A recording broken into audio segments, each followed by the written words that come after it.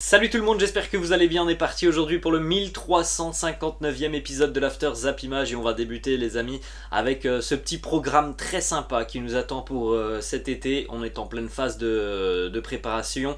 Il y a beaucoup de matchs amicaux et il y a de très très belles affiches et ça va démarrer dès demain. Liverpool face à Manchester United, le match se jouera en Thaïlande. On aura aussi du Leipzig-Liverpool, Chelsea-Arsenal, le Bayern face à Manchester City, le Classico entre le Real et le Barça, ça sera dans une petite quinzaine de jours. Le PSG face aux Japonais de Osaka, le Barça face à la Juve, Manchester United face à l'Atlético, la Roma face à Tottenham, l'Inter face à Villarreal.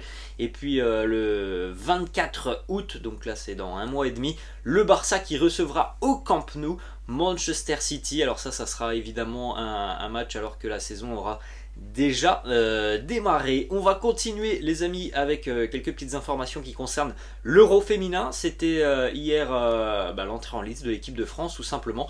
Victoire convaincante des Bleus, 5 buts à 1 face à l'Italie, avec notamment un triplé pour Grace Gayoro, un but aussi pour Marie-Antoinette Katoto et un but aussi pour Delphine Cascarino. Une victoire nette et sans bavure de l'équipe de France qui menait très largement à la mi-temps 5-0 face à cette sélection italienne. Petite information, la France a signé hier face à l'Italie la plus large victoire de son histoire à l'Euro.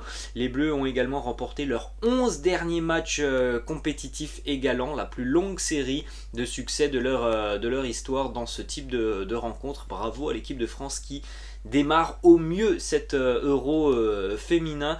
La France est aussi la première équipe de l'histoire de l'Euro à marquer 5 buts avant la mi-temps, tandis que Grace Gayoro est la première joueuse de l'histoire du tournoi à réaliser un triplé en première période.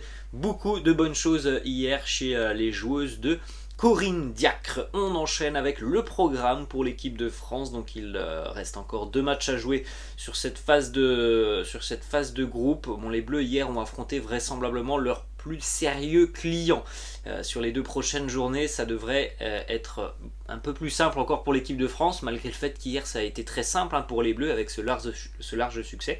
Jeudi 21h, la France affrontera son voisin belge. Et puis lundi, donc dans une semaine, l'équipe de France affrontera l'Islande. On va continuer les amis du côté de la Ligue 1. On a pas mal d'informations. Mercato, on démarre du côté de Lens. Ça concerne aussi l'Olympique de Marseille. Le Racing Club de Lens a refusé la première offre de l'OM par rapport à Jonathan Klaus, le latéral. Alors on ne connaît pas le montant de cette première offre, mais en tout cas Lens a refusé et les Lensois réclament entre 10 et 15 millions d'euros pour libérer Jonathan Klaus. Autre information du côté de Lens, c'est Seko Fofana qui s'est vu être interrogé sur son avenir et il nous dit: on a tous des envies, de l'ambition, le club sait ce que je veux, ce sont des choses que je garde pour moi, on verra ce qui se passera par la suite. Le mercato peut être encore long les amis, on n'est même pas à la mi-juillet.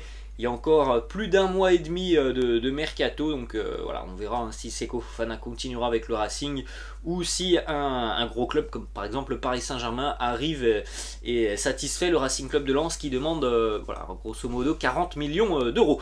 Autre information les amis en Ligue 1, ça concerne l'Olympique de Marseille qui s'intéresse à Tiémoué Bakayoko pour renforcer son milieu de terrain. Alors Tiémoué Bakayoko, il est un petit peu trimballé depuis quelques années en prêt, donc le prêt du côté du Napoli, de l'AC Milan, Chelsea, donc il n'arrive pas à trouver de la stabilité tout simplement. Tiémoué Bakayoko, peut-être qu'un retour en France pourrait lui être plus que bénéfique. Ensuite on a une déclaration du président de l'Olympique Lyonnais, Jean-Michel Aulas, qui nous dit: oui, il y a des propositions pour Lucas Paqueta, il y a certains joueurs qui peuvent se sentir pleinement épanouis dans le projet et d'autres qui ne le sont pas. Économiquement, nous avons les moyens de poursuivre nos idées et nos objectifs.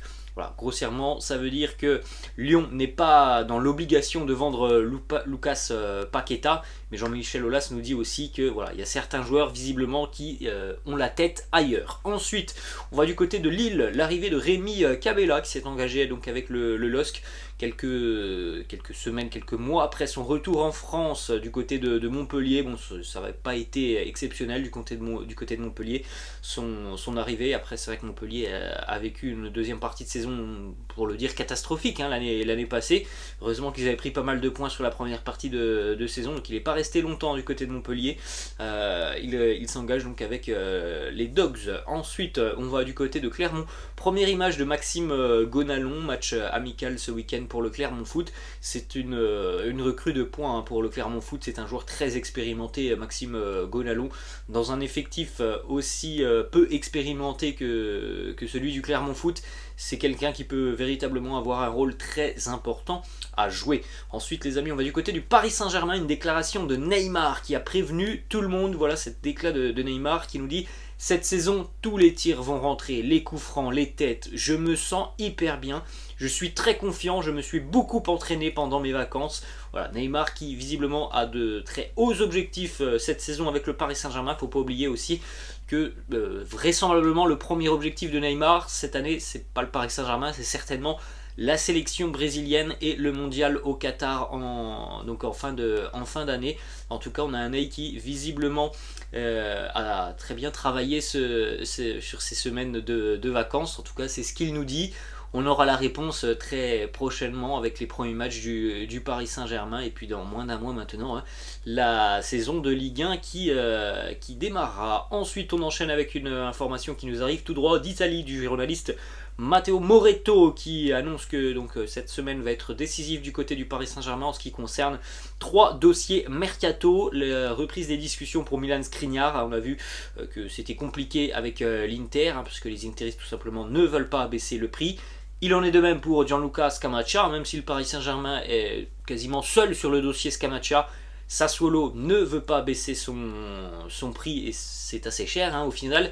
Et puis en ce qui concerne Renato Sanchez, là c'est un petit peu plus compliqué parce qu'il y a aussi l'AC Milan qui est très intéressé et l'AC Milan est d'ores et déjà tombé d'accord avec Lille sur une indemnité d'à peu près 15 millions d'euros. Le PSG lui ne voudrait pas monter au-delà de 10 millions d'euros. On va se diriger les amis du côté de l'Espagne et on peut le dire quasiment officiellement les amis, c'est la fin du feuilleton Ousmane Dembélé. Après des mois à avoir entendu tout et son contraire, on peut en parler aujourd'hui et quasiment le dire officiellement. Dembélé va rester au FC Barcelone. Vous le voyez juste à côté de moi, le fameux Sequeda il y a quelques années avec Neymar. Et bien là, il ne devrait pas y avoir de retournement de situation. Dembélé devrait prolonger avec le FC Barcelone. Hier, voilà une photo déjà intéressante. Hier, il était de retour à Barcelone. Il a été aperçu à l'aéroport de Barcelone. Il y avait déjà énormément de caméras qui étaient présentes. Il devrait donc signer aujourd'hui son nouveau contrat avec le FC Barcelone. Et on parle donc d'une prolongation de 2 ans pour Ousmane Dembélé. Ensuite, autre information du côté du FC Barcelone. Le Barça a indiqué à César Azpilicueta son intention de le signer dans les prochaines semaines.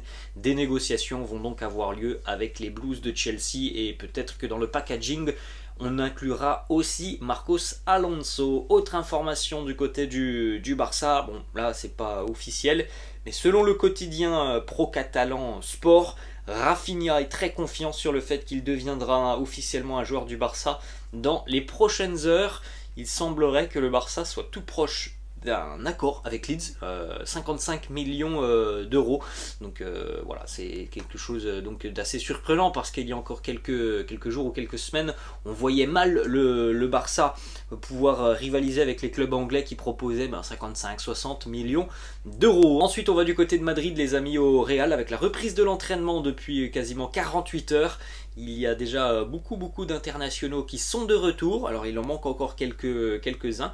Mais hier notamment, on a eu le grand retour des internationaux sud-américains, comme par exemple Vinicius. Ensuite, on a une petite information justement qui concerne Vinicius, qui a prolongé officiellement avec le Real jusqu'en 2027.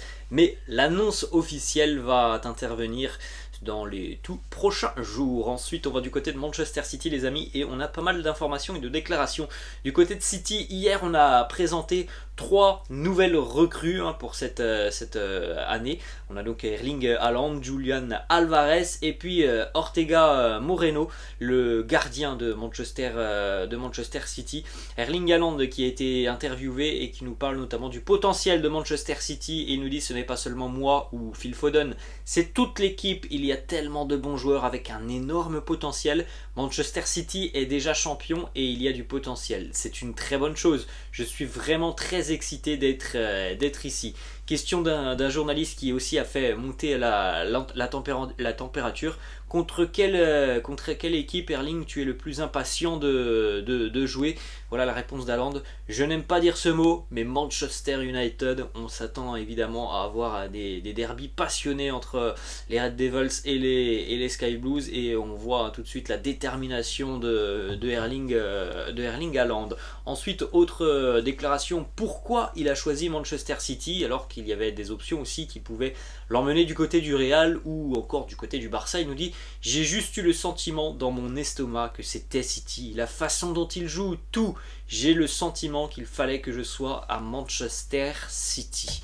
Ensuite, une petite image aussi pour Julian Alvarez, parce qu'on parle beaucoup d'Haaland, mais il y a aussi ce jeune talent argentin qui a signé avec City, Julian Alvarez, qui portera le numéro 19. Il a été questionné évidemment par rapport donc à sa rivalité avec Erling Haaland. Il nous dit: je dois me concentrer sur moi-même. Oui, Erling, c'est un grand joueur, il marque beaucoup de buts. Je veux apporter mes propres choses. Je veux beaucoup jouer, gagner la Première Ligue et la Ligue des Champions. Ensuite, on est toujours du côté de Manchester City. Fabrizio Romano a annoncé hier que Raheem Sterling avait passé sa visite médicale avec Chelsea et qu'il allait donc signer un contrat de 5 ans plus une année supplémentaire en option. Du côté de Liverpool, on est donc en Thaïlande pour se préparer. On l'a dit en début de vidéo, Liverpool affrontera Manchester United demain. Regardez cette image très impressionnante de James Milner à 36 ans. James Milner est une véritable machine. Regardez les bras et la musculature, les cuisses de James Milner, c'est très impressionnant évidemment à 36 ans. Pour rappel, la semaine passée on en avait parlé, il a écrasé toute la concurrence sur les tests physiques en début de saison. Tous les ans, c'est James Milner qui écrase la concurrence sur les tests physiques de Liverpool. Autre image intéressante du côté de Liverpool, Darwin Núñez, l'attaquant uruguayen qui a rejoint les Reds en provenance du Benfica, s'est entraîné hier pour la première fois sous ses nouvelles couleurs. Cette saison de Première Ligue s'annonce palpitante, les amis, avec du Haaland, du Darwin Núñez, le nouvel effectif de Manchester United qui est en train de se construire, le mercato palpitant des Blues de Chelsea, les quelques recrues aussi très sympas du côté de Tottenham et de Arsenal. On a vraiment une année de Première Ligue qui s'annonce très excitante. Regardez ce qui s'est passé hier du côté de Tottenham.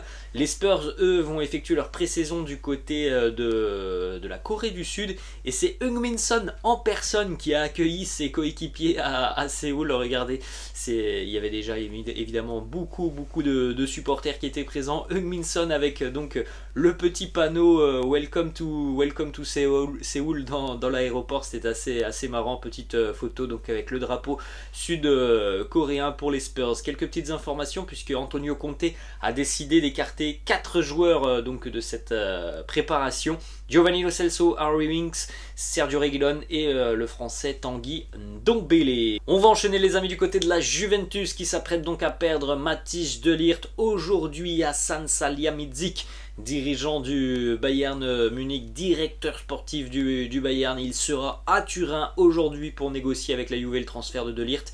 On parle d'un transfert colossal à 90 millions d'euros. Ensuite on va du côté du Napoli et les amis, on en parlait déjà depuis une petite quinzaine de jours. On en parlait aussi sur la chaîne Robinho Mercato. On a la déclaration d'Aurelio De Laurentiis, le président du Napoli, sur la situation de Kalidou Koulibaly, et comme je vous l'avais annoncé, parce que voilà, il suffit juste de connaître un petit peu Aurelio De Laurentiis, il suffit juste de connaître un petit peu le Napoli pour savoir que le Napoli ne vendrait pas Koulibaly à un club en Serie A. S'il doit partir, ce sera à l'étranger.